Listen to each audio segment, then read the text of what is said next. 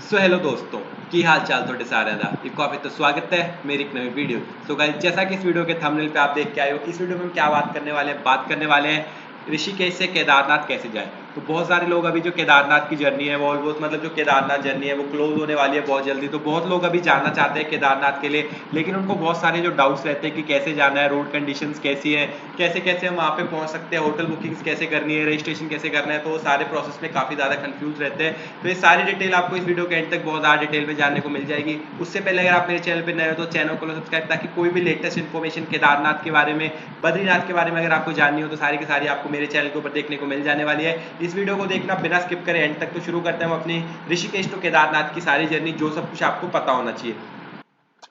तो सबसे पहले जाने से पहले तो केदारनाथ जाने से पहले अपनी डेट फिक्स करने से पहले सबसे पहले आपको क्या चेक करना है, वेदर रिपोर्ट चेक करनी है। अब बहुत सारे लोगों का ना ये क्वेश्चन आता है कि वहां पे अभी वेदर कैसा है। तो ये क्वेश्चन आपको ना किसी को भी पूछने की जरूरत नहीं है। आपको अपनी जर्नी डेट पहले तो सिलेक्ट कर लेनी कि आपको कौन सी डेट पे जाना है। फिर उससे आपको 10 दिन पहले ना चेक करना स्टार्ट कर देना है कि आज से मतलब 10 दिन, गूगल है जो 10 दिन का वेदर बता देता है कि आज से 10वें दिन जो वेदर कैसा रहने वाला है। तो आप जिस डेट पे जा रहे हैं आपको उससे 10 दिन पहले से जो वेदर रिपोर्ट है चेक करनी स्टार्ट कर देनी है, और रेगुलरली वेदर रिपोर्ट चेक करनी है कि आज कैसा रहेगा, कल कैसा रहेगा, परसों।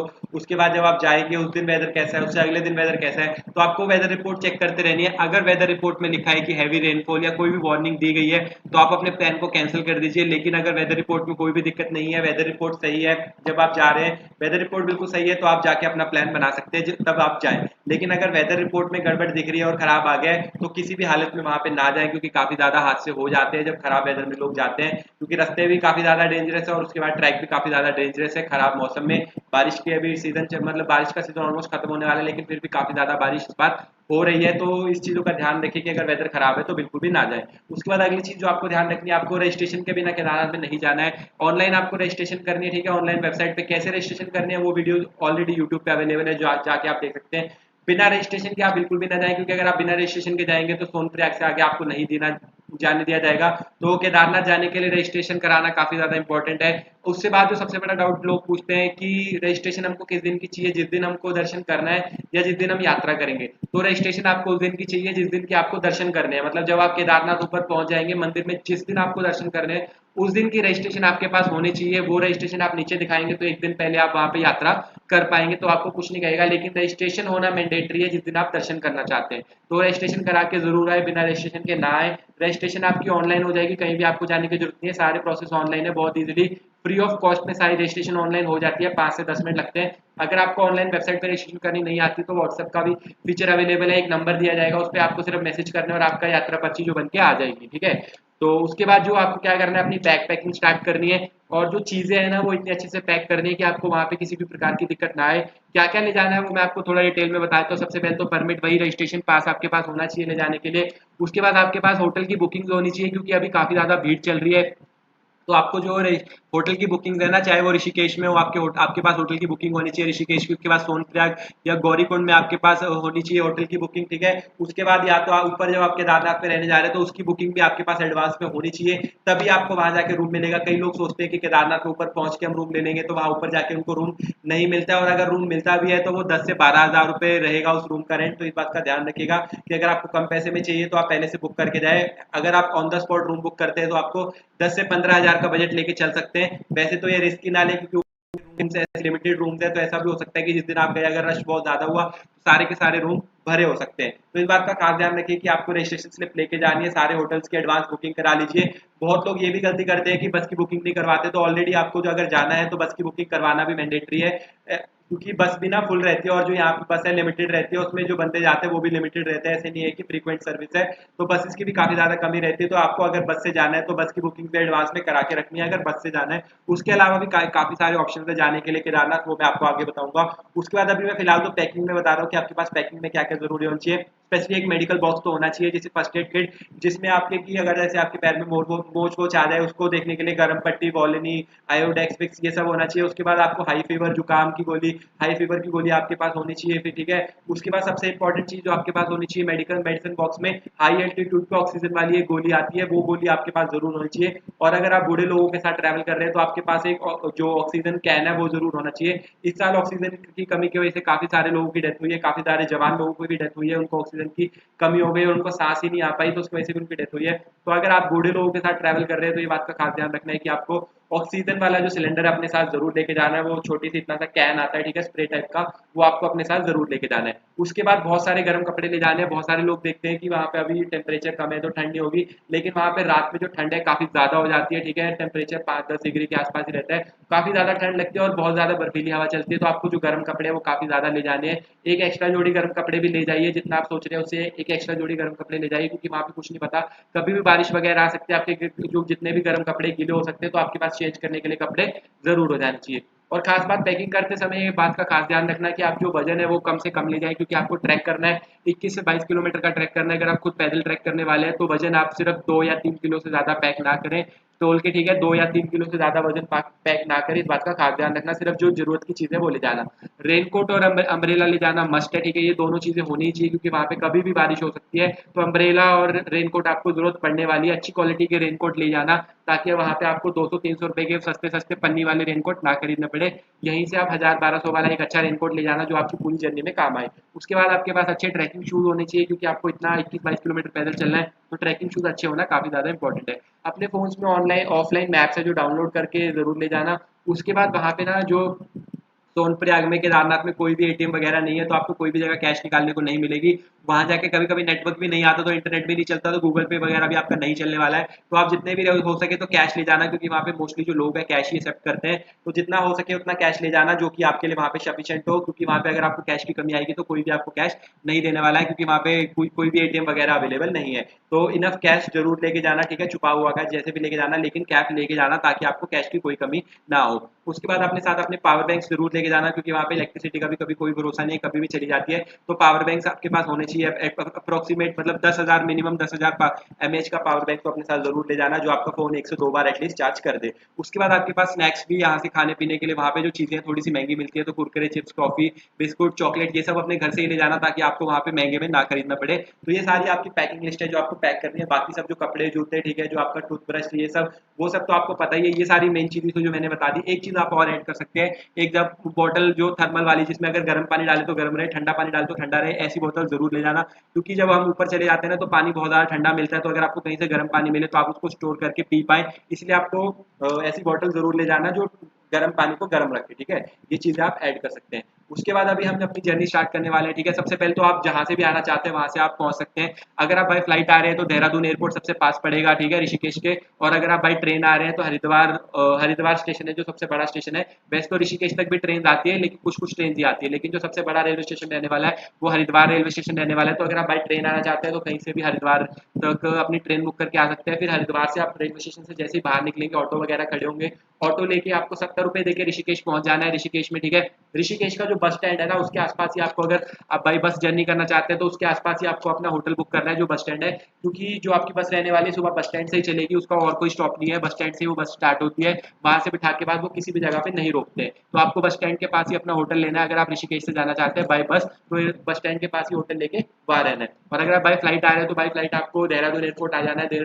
देहरादून एयरपोर्ट से आपको टैक्सी करके ऋषिकेश आना पड़ेगा। देहरादून एयरपोर्ट से ऋषिकेश अप्रोक्सीमेट 22 किलोमीटर दूर है, ठीक है, जो कि आप आधे घंटे में आ सकते हैं। टैक्सी करके आपको आना पड़ेगा और कोई ऑप्शन अवेलेबल नहीं है। ऋषिकेश में आके आप अपने होटल वगैरह बुक कर सकते हैं। होटल अगर आप आगे बाई बस ही जाना चाहते हैं तो आपको ऋषिकेश बस स्टैंड के पास ही अपना होटल बुक कर लेना है। उसके अलावा भी 2 ऑप्शन अवेलेबल है। एक तो आप बाई शेयरिंग टैक्सी करके जा सकते हैं, शेयरिंग टैक्सी भी बस स्टैंड से ही चलती है, तो आपको एक दिन पहले वहां जाके पता करना पड़ेगा कि कोई शेयरिंग टैक्सी आ रही है, क्या टाइम रहेगा, वो सब पता कर लेना। अगर एक दिन पहले पता नहीं लगता तो आपको अगले दिन सुबह सुबह जाना पड़ेगा, वहां पे आपको शेयरिंग टैक्सी मिल जाएगी, लेकिन उसके चांसेस कम रहते हैं। अगर मतलब मैक्सिमम लोग नहीं जा रहे तो शेयरिंग टैक्सी नहीं जाती, शेयरिंग टैक्सी तभी जाती है जब पूरी टैक्सी भर जाए। तो ये आपका दूसरा ऑप्शन है। अगर आपको वैसे तो आप प्रेफर करना बाय बस जाना, तो वो आपके लिए काफी ज्यादा सस्ता भी पड़ेगा और सही भी पड़ेगा।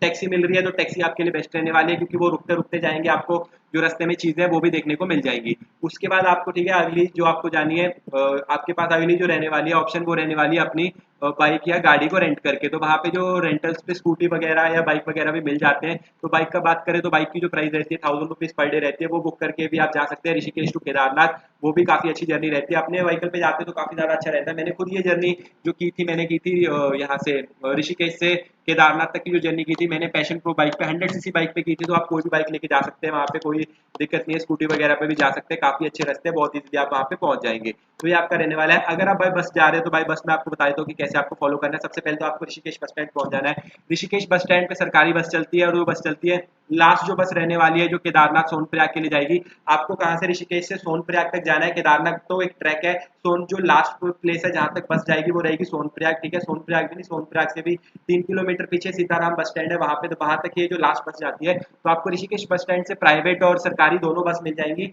ये बस का जो लास्ट टाइम रहने वाला है, लास्ट बस जो चलती है ऋषिकेश बस स्टैंड से वो 5 बजे चलती है। तो आपको 4, साढ़े 4, 5 मतलब 4, साढ़े 4 बजे तक वहां पे ऋषिकेश बस स्टैंड पहुंच जाना है, ताकि आपको या तो 4 बजे या साढ़े 4 बजे या 5 बजे वाली जो बसेज है वो मिल जाए।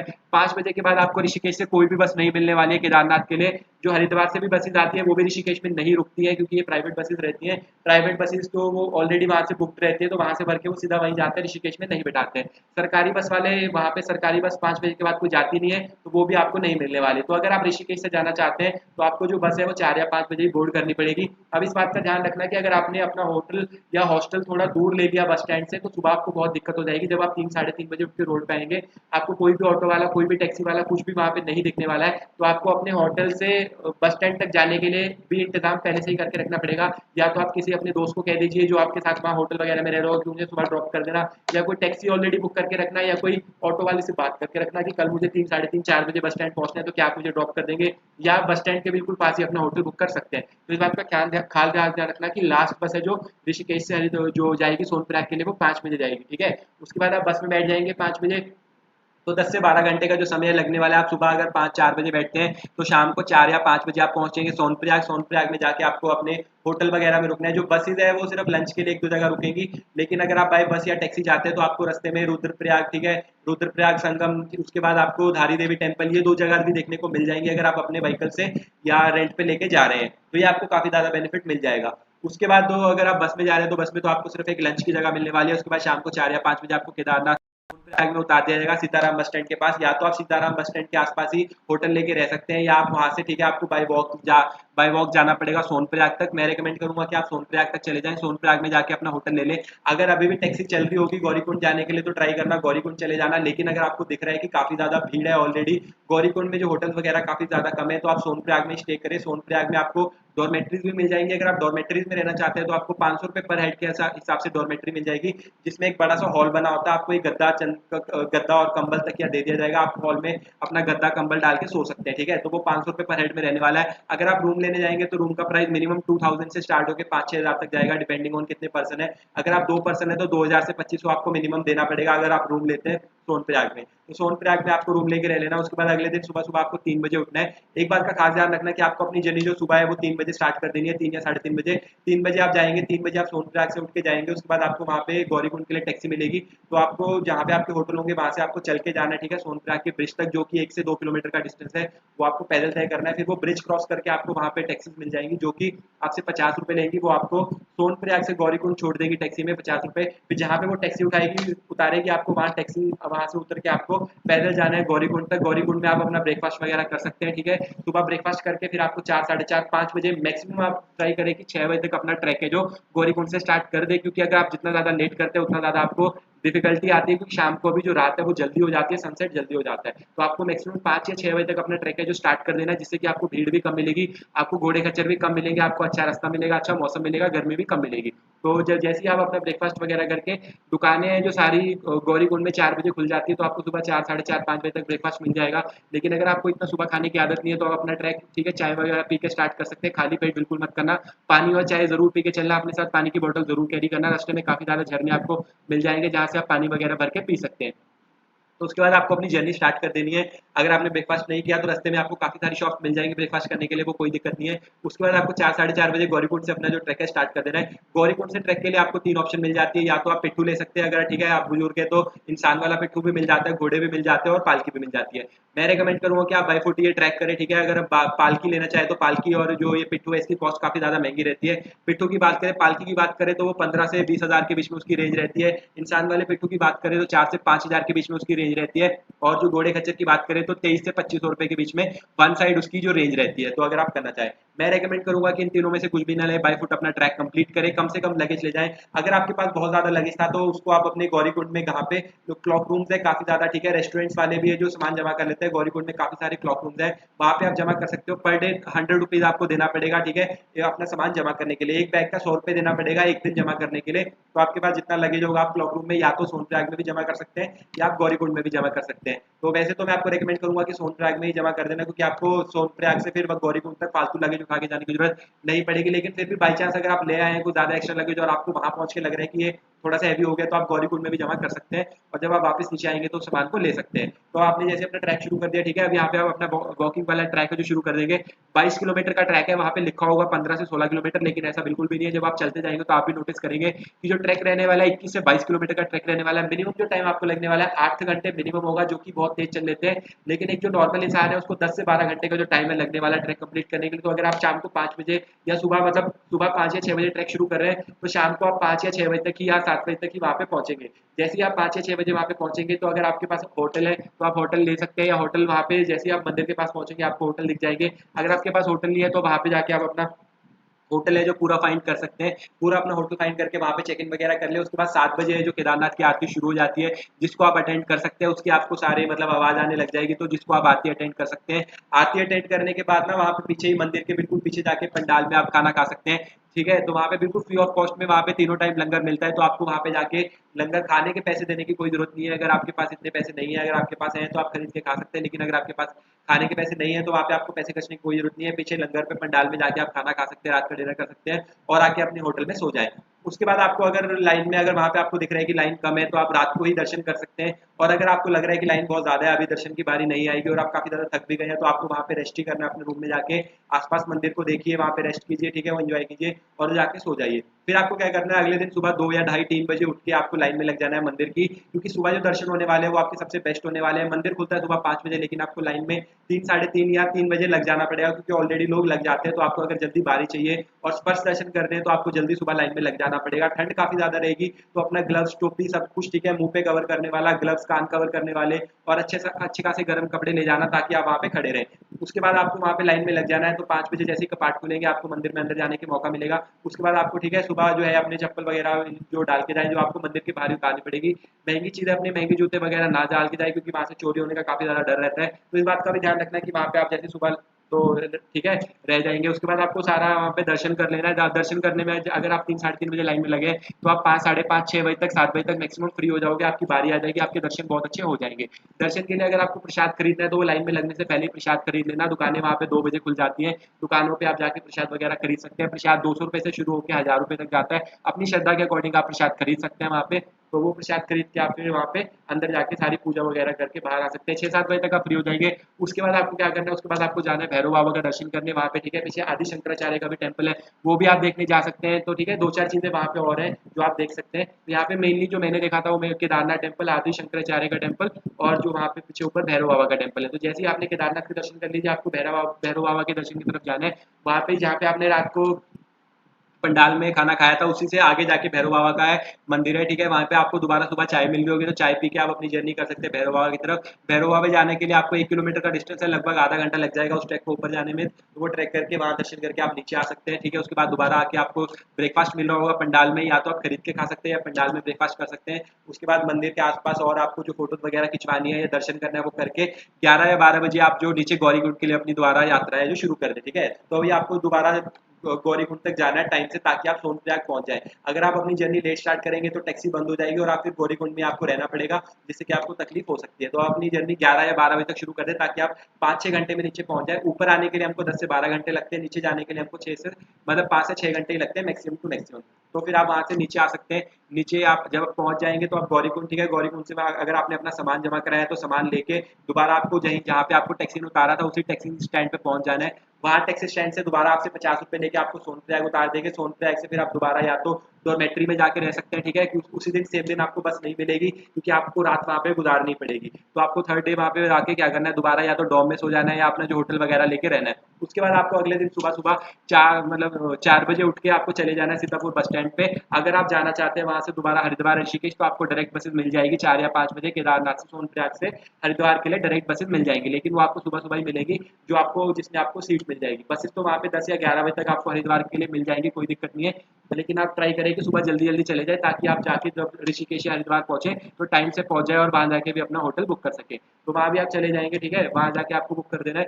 जो बस का प्राइस रहेगा वो 600 से 700 रुपये पर साइड रहेगा अगर आपको सरकारी बस मिलती है, और 1000 रुपीज़ रहेगा, ठीक है, 1000 से 1200 रहेगा अगर आप एक प्राइवेट बस बुक करते हैं। तो सीतापुर बस स्टैंड से दोबारा आपको बस मिल जाएगी। अगर आप भाई शेयरिंग टैक्सी से जाना चाहते हैं तो आपको शेयरिंग टैक्सी भी मिल जाएगी। शेयरिंग टैक्सी भी जो डायरेक्टली जा रही होगी हरिद्वार तक वो भी आपको मिल जाएंगी। उसका प्राइस भी 1000 से 1200 पर पर्सन का ही रहेगा, जो आप बुक करके जा सकते हैं। उसके लिए आपको काफ़ी ज़्यादा लोग मिल भी जाएंगे। ऋषिकेश जब जाते हैं ना, जो मतलब केदारनाथ से ऋषिकेश के लिए काफ़ी ज़्यादा लोग जाते हैं, तो वहाँ पे वो टैक्सी मिल जाती है बहुत ईजिली। तो अगर आप अब आपको बस में नहीं जाना या आपको सुबह थोड़ा सा लेट जाना है सोनप्रयाग से, तो आप शेयरिंग टैक्सी बुक करके भी जा सकते हैं। अपने व्हीकल पे आए तो आप अपने व्हीकल पे ही जा तो सकते हैं। तो ये थी पूरी डिटेल जो मैंने आपको बताई, जो आपको पूरी फॉलो करनी है। उसके बाद आप जब बैठेंगे सुबह बस में 4 या 5 बजे, दोबारा आपको 10 से 12 घंटे लगेंगे ऋषिकेश पहुंचने में। ऋषिकेश पहुंच जाएंगे। रोड कंडीशंस की बात करें तो रोड कंडीशंस काफ़ी ज़्यादा अच्छी है। रोड कंडीशंस ऐसी नहीं है कि कुछ खराब है, रोड कंडीशंस काफ़ी ज़्यादा अच्छी है। अभी लैंडस्लाइड की वजह से कुछ कुछ पार्ट्स टूटे हुए हैं, ठीक है, उसमें कोई दिक्कत नहीं। अगर आप अपने पर्सनल व्हीकल पे जा रहे हैं बहुत ईजिली जा सकते हैं। मैं पैशन प्रो पे 100 सीसी की बाइक पे गया था, बहुत ईजिली पहुंच गया था। रुकते रुकते गया था, मुझे जो टाइम लगा था वो मैं अप्रोक्सीमेट सुबह 5 बजे चला था और दोपहर को 3 बजे मैं पहुंच गया था वहाँ पे, जब मैं अपने पर्सनल व्हीकल पे गया था। जिसमें मैंने कि रास्ते में रुक के रुद्रप्रयाग भी देखा था, धारी देवी टेम्पल के भी दर्शन किए थे, ठीक है, लंच भी किया था, ब्रेकफास्ट भी किया था। सारा टाइम मिला के भी मैं सुबह 5 बजे चला था और 3 बजे ऋषिकेश से 5 बजे चला था और 3 बजे तक मैं कहाँ पहुंच गया था, सोनप्रयाग पहुंच गया था। उसके बाद फिर मैंने गौरीकुंड में 4 साढ़े 4 तक पहुंच गया था। फिर वहां जाके मैंने कैंपिंग की थी। आपको अगर मेरी पूरी जर्नी देखनी है ये वाली, तो मैंने नीचे डिस्क्रिप्शन में सारे लिंक्स वगैरह दे रखे हैं। आई होप मैंने सारे डाउट्स है जो आपके क्लियर कर दे हो, ठीक है। उसके बाद ये 4 दिन का आपका टूर रहने वाला है। अगर हम बात करें ऋषिकेश टू ऋषिकेश, 4 दिन आपको लग जाएंगे अगर आप केदारनाथ की जर्नी करने जा रहे हैं। और उसके ऊपर जो दिन लगने वाले हैं वो आप जैसे मुंबई से अगर आप बाय ट्रेन आ रहे हैं तो 3 दिन वो तो वो सब आप कैलकुलेट कर सकते हैं। लेकिन अगर हम बात करें ऋषिकेश से केदारनाथ की, ठीक है, ऋषिकेश टू ऋषिकेश, ऋषिकेश केदारनाथ, ऋषिकेश अगर हम जर्नी करना चाहें तो मिनिमम आपको जो 4 दिन है वो लगने वाले हैं। जो सारी चीजें मैंने बताई उन सबका ध्यान रखना, सारी चीजों को अच्छे से फॉलो करना। आई होप आपको इस वीडियो से हेल्प मिली होगी। वीडियो पसंद आई हो तो वीडियो को लाइक कर देना, चैनल को सब्सक्राइब कर देना। मिलते हैं ऐसे अगली किसी वीडियो में, तब तक के लिए बाय।